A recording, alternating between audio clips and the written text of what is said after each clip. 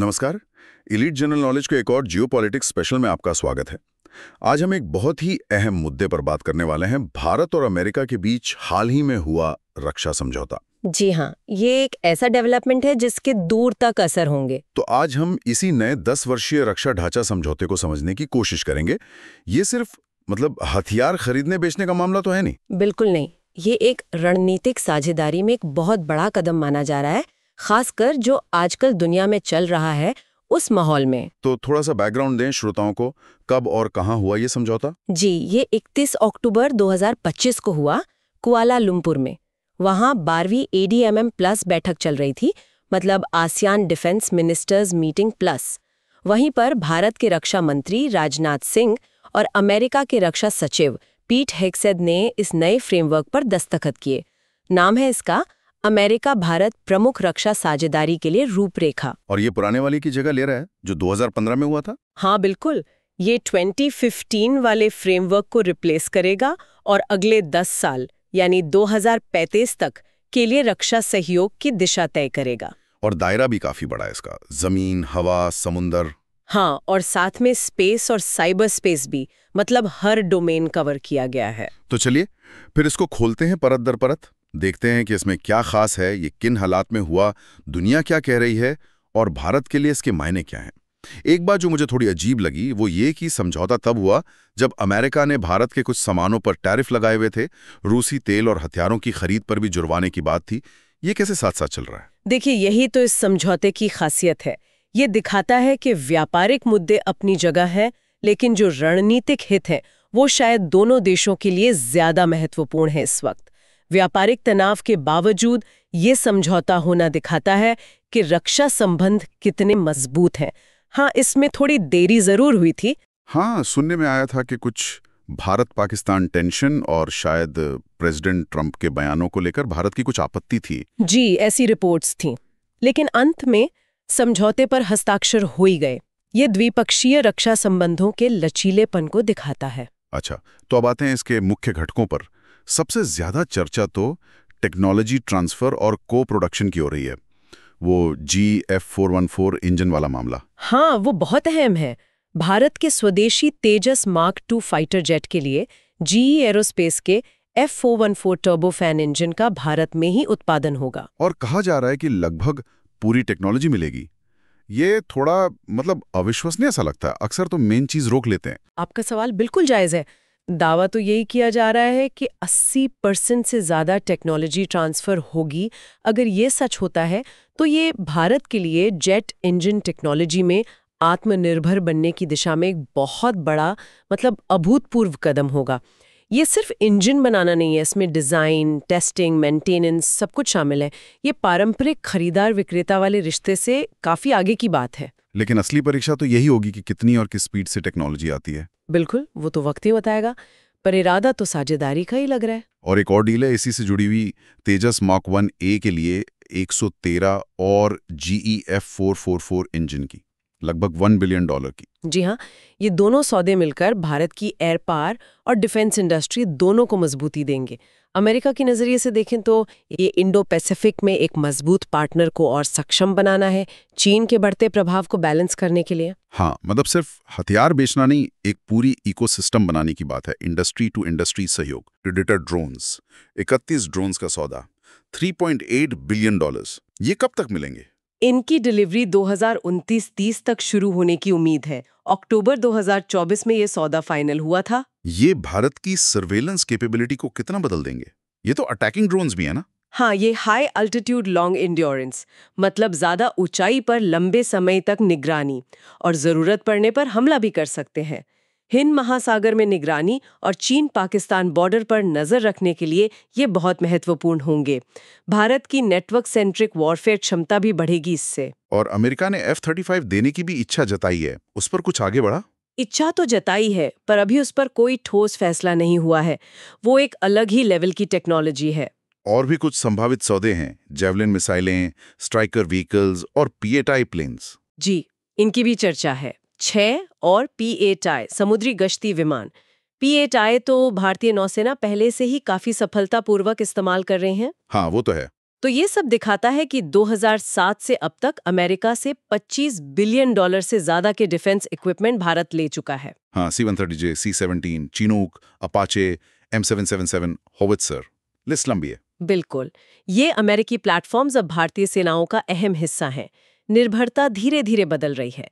रूस अभी भी बड़ा सप्लायर है, पर अमेरिका और वेस्ट का रोल बढ़ रहा है। अच्छा, हथियारों और टेक्नोलॉजी के अलावा इंटेलिजेंस शेयरिंग और कोऑर्डिनेशन पर भी कुछ है इसमें? हाँ, बिल्कुल है। बेहतर तालमेल और खुफिया जानकारी साझा करने के लिए नए मैकेनिज्म बनाए गए हैं। खासतौर पर लिएजान ऑफिसर्स यानी संपर्क अधिकारियों की तैनाती पर एक MOU साइन हुआ है। इसका क्या मतलब हुआ? इसका मतलब है कि दोनों देशों के कुछ खास कमांड सेंटर्स या हेडक्वार्टर्स में एक दूसरे के ऑफिसर तैनात रहेंगे। इससे रोजमर्रा का कोऑर्डिनेशन, इंफॉर्मेशन फ्लो बहुत स्मूथ हो जाएगा, स्ट्रेटेजिक अलाइनमेंट भी बेहतर होगा। ये पर्दे के पीछे का काम है, पर बहुत जरूरी है। और मिलिट्री एक्सरसाइज, युद्धाभ्यास, मालाबार, टाइगर ट्रायम्फ, ये सब जारी रहेंगी? हाँ, ये न सिर्फ जारी रहेंगी बल्कि शायद इनका दायरा और कॉम्प्लेक्सिटी बढ़ेगी। सितंबर 2025 में अलास्का में युद्धाभ्यास का 21वां एडिशन हुआ था। इन सब का मेन मकसद होता है इंटरऑपरेबिलिटी बढ़ाना। इंटरऑपरेबिलिटी मतलब दोनों सेनाएं एक साथ आसानी से काम कर सकें। एग्जैक्टली। अलग अलग इक्विपमेंट, अलग अलग प्रोसीजर होने के बावजूद जरूरत पड़ने पर वो मिलकर असरदार तरीके से ऑपरेट कर पाएं। और ये इंटरऑपरेबिलिटी सिर्फ जमीन, हवा, पानी तक ही है या आगे भी? नहीं, अब फोकस नए डोमेन्स पर भी है। Space, cyber warfare, AI enabled systems, मतलब भविष्य के युद्ध क्षेत्रों के लिए तैयारी। ये समझौता उसी तरफ इशारा कर रहा है। समझौते के ऐलान में स्वतंत्र, खुले और नियम आधारित हिंद प्रशांत की बात हुई। ये तो सीधा चीन की तरफ इशारा है। हाँ, बिल्कुल। इसमें कोई लाग लपेट नहीं है। ये सीधे तौर पर चीन की बढ़ती सैन्य ताकत, साउथ चाइना सी में उसके दावे, इन सब चिंताओं को एड्रेस करता है। अमेरिका के लिए ये इस रीजन में अपनी कमिटमेंट दिखाने का तरीका है, और भारत के लिए रीजनल बैलेंस बनाए रखने और किसी भी दबाव का सामना करने के लिए अमेरिकी सपोर्ट का एक तरह से आश्वासन है। और ये क्वाड के साथ कैसे जुड़ता है? ये क्वाड फ्रेमवर्क को और मजबूती देता है। क्वाड भी तो इसी नियम आधारित व्यवस्था पर फोकस करता है। ऑस्ट्रेलिया, जापान, अमेरिका तीनों ने हाल ही में भारत के मैरिटाइम सर्विलेंस प्रयासों जैसे IFC-IOR को सपोर्ट करने की बात भी कही है। दुनिया की प्रतिक्रियाओं पर आते हैं। पाकिस्तान ने कहा है कि वो आकलन कर रहा है और चिंता जताई है। मई 2025 के संघर्ष को देखते हुए ये स्वाभाविक है। हाँ, पाकिस्तान के नजरिए से देखें तो ये समझौता रीजनल स्ट्रेटेजिक बैलेंस को और ज्यादा भारत के पक्ष में झुका सकता है। हालिया संघर्ष के बाद वो जरूर चिंतित होंगे कि भारत को और एडवांस्ड अमेरिकी हथियार मिलने से उनकी सुरक्षा पर क्या असर होगा। चीन ने ऑफिशियली कुछ नहीं कहा, लेकिन अंदर खाने क्या चल रहा है? चीनी एनालिस्ट क्या देख रहे हैं? चीनी एनालिस्ट इस गुणात्मक सुधार पर, मतलब अमेरिका भारत संबंधों में जो ये गहराई आ रही है, उस पर बारीकी से नजर रखे हुए हैं। वो इसे भारत का अमेरिका की इंडो पैसिफिक स्ट्रेटेजी की तरफ झुकाव मान रहे हैं। जाहिर है वो इसे अपने लिए एक चुनौती के तौर पर देखते हैं, खासकर जब चीन और अमेरिका के बीच खुद ही काफी तनाव है। लेकिन भारत संतुलन भी साध रहा है, जैसे SCO समिट में जाना, शी जिनपिंग से मिलना। हाँ, ये भारत की कोशिश है। समझौते से ठीक पहले सितंबर 2025 में तियानजिन में SCO समिट में भारत गया और 7 साल में पहली बार मोदी शी की मुलाकात हुई। ये दिखाता है कि भारत चीन के साथ भी बातचीत के दरवाजे खुले रखना चाहता है। और रूस एक तरफ अमेरिका से नजदीकी, दूसरी तरफ रूस कह रहा है कि हमारा साथ पुराना है और जारी रहेगा। रूसी एम्बेसडर ने कहा 70% हथियार तो हमारे हैं। ये भारत की विदेश नीति की खासियत है, स्ट्रेटेजिक ऑटोनॉमी, या अब जिसे मल्टी अलाइनमेंट कहते हैं। रूस आज भी एक बहुत महत्वपूर्ण डिफेंस पार्टनर है। रूस ने BrahMos missile, Su-30, MKI, T-90 tank, AK-203 rifle, इनके जॉइंट प्रोडक्शन को जारी रखने और बढ़ाने की बात कही है। हाँ, और वो Su-57 फाइटर जेट की भी बात चल रही है। जी, रूस के 5th जनरेशन Su-57 के भारत में संभावित प्रोडक्शन पर भी चर्चा है, जो भारत के अपने AMCA प्रोग्राम के लिए भी शायद अहम हो। और भारत ने रूस की ज़पाट 2025 एक्सरसाइज में भी हिस्सा लिया। अमेरिका के साथ इतनी नज़दीकी के बावजूद ये बैलेंस साधना मुश्किल नहीं हो रहा? मुश्किल तो है, इसमें कोई दो राय नहीं। एक तरफ वेस्ट के साथ स्ट्रेटेजिक पार्टनरशिप गहरी हो रही है, दूसरी तरफ रूस के साथ दशकों पुराने रिश्ते हैं, खासकर डिफेंस और एनर्जी में। यूक्रेन संकट और पश्चिमी प्रतिबंधों ने इसे और भी पेचीदा बना दिया है। भारत लगातार यही दिखाने की कोशिश कर रहा है कि वो अपने हितों के हिसाब से फैसले लेगा, किसी एक कैंप का हिस्सा नहीं बनेगा। और डिफेंस खरीद में भी ये दिखता है, अमेरिका से अलग, फ्रांस से अलग, रूस से अलग, इजराइल से अलग। बिल्कुल, अमेरिका से P-8I, MQ-9B ले रहे हैं, फ्रांस से राफेल, स्कॉर्पियन पनडुब्बियां, रूस से S-400, AK-203, इजराइल से मिसाइल डिफेंस सिस्टम। ये मल्टी अलाइनमेंट का सबूत है। यूरोपियन देश कैसे देख रहे हैं इसे? France, Germany, UK. वो ज्यादातर इसे पॉजिटिवली देख रहे हैं। वो इसे भारत के साथ अपने बढ़ते डिफेंस कॉपरेशन के कॉम्प्लीमेंट्री मानते हैं और उन्हें शायद ये उम्मीद भी है कि अमेरिका से नज़दीकी बढ़ने पर भारत की रूस पर निर्भरता कम होगी तो उनके लिए मौके बनेंगे। फ्रांस तो पहले से ही बड़ा पार्टनर है। और आसियान देश जो इस पूरी गहमागमी के बीच में है, उनकी प्रतिक्रिया थोड़ी मिलीजुली है। सिद्धांत रूप में तो सब नियम आधारित व्यवस्था चाहते हैं तो वो स्वागत करते हैं, पर कुछ देश इस बात से भी चिंतित हैं कि उनके इलाके में बड़ी शक्तियों की होड़ तेज न हो जाए। वो किसी एक का पक्ष लेने को मजबूर नहीं होना चाहते। जापान और ऑस्ट्रेलिया तो खुश होंगे, क्वाड पार्टनर्स। हाँ, क्वाड के बाकी सदस्य जापान और ऑस्ट्रेलिया इसका पुरजोर समर्थन कर रहे हैं। तो क्या ये समझौता भारत की रणनीतिक स्वायत्ता का अंत है या उसका नया रूप? अंत कहना तो ठीक नहीं होगा। ये शायद उस नीति का आज के ज़माने के हिसाब से एक एडजस्टमेंट है, मल्टी अलाइनमेंट। भारत आज भी ब्रिक्स और SCO जैसे मंचों पर एक्टिव है, जहां चीन और रूस मुख्य सदस्य हैं, और साथ ही क्वाड और अमेरिका के साथ इंडो पैसिफिक सिक्योरिटी और टेक्नोलॉजी पर काम कर रहा है। मतलब किसी एक खेमे में नहीं बंधना। जी, अलग अलग देशों से अलग अलग मुद्दों पर अपने इंटरेस्ट के हिसाब से पार्टनरशिप करना। और इस स्वायत्तता के लिए अपना डिफेंस उद्योग मजबूत होना भी जरूरी है। आत्मनिर्भर भारत का कितना रोल है इसमें? बहुत बड़ा रोल है। स्ट्रेटेजिक ऑटोनॉमी सिर्फ विदेश नीति नहीं है, ये बहुत हद तक आत्मनिर्भरता पर टिकी है। भारत का डिफेंस प्रोडक्शन 2023-24 में रिकॉर्ड 1.27 लाख करोड़ तक पहुंच गया।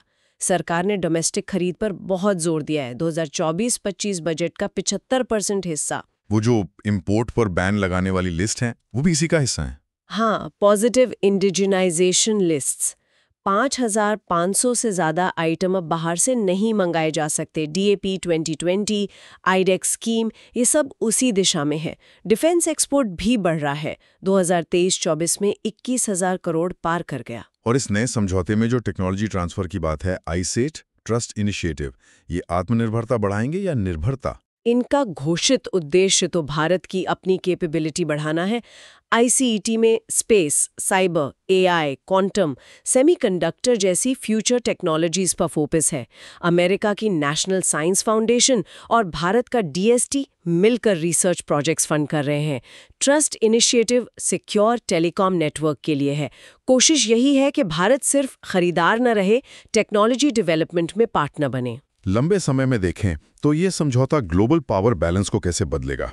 ये निश्चित रूप से ग्लोबल समीकरणों को प्रभावित कर रहा है। ये लोकतांत्रिक देशों के बीच सहयोग बढ़ा रहा है, खासकर इंडो पैसिफिक में।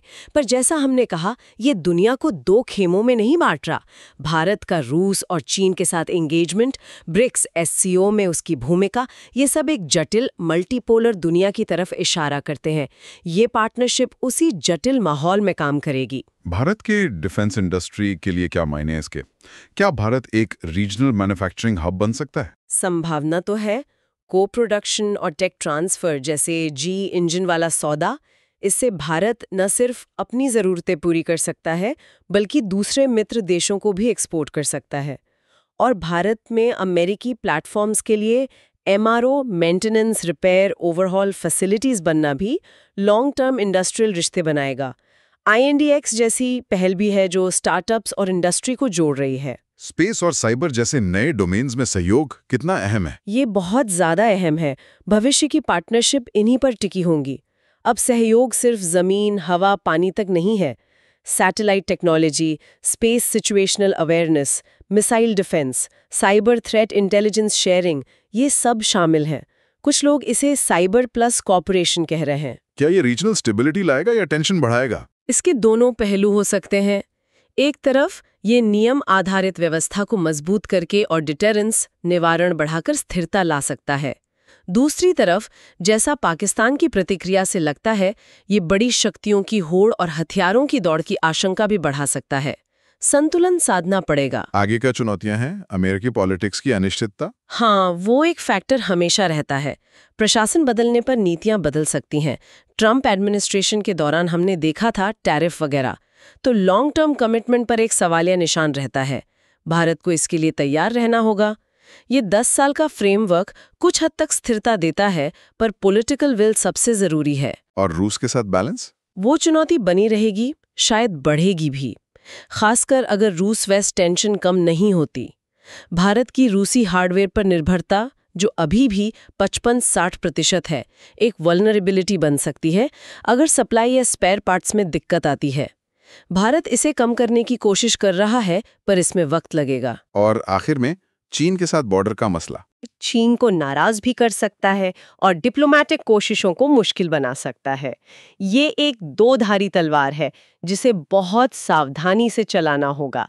डेटरेंस भी बढ़ाना है और बातचीत के रास्ते भी खुले रखने हैं। तो कुल मिलाकर देखें तो ये समझौता पिछले दशक के लेमोका, कोमकासा, बेका जैसे समझौतों का एक लॉजिकल अगला कदम है।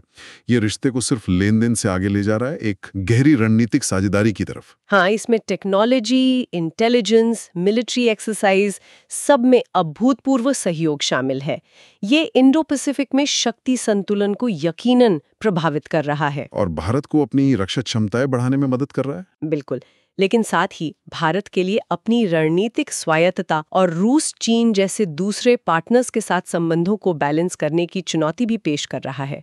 और यहाँ सोचने वाली बात यह है, क्या ये 10 साल का फ्रेमवर्क आने वाले दशक की अनिश्चितताओं का सामना कर पाएगा?